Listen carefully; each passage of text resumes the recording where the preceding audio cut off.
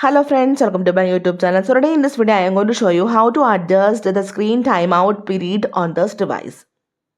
Auto screen lock in this device. Simply go to settings, tap on display and brightness.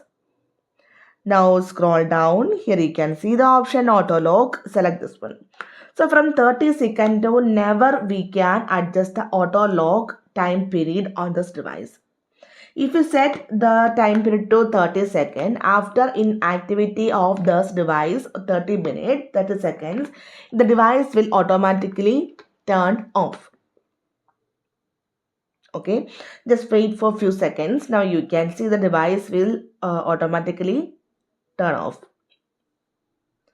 Just wait.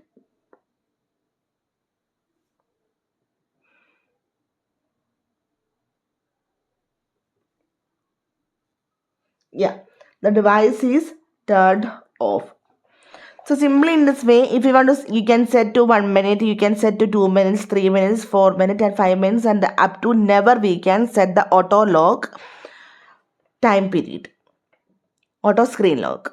So simply in this way, we can adjust the screen timeout period on this device. I hope you guys enjoyed this video. Thank you for watching. Thank you. Bye-bye.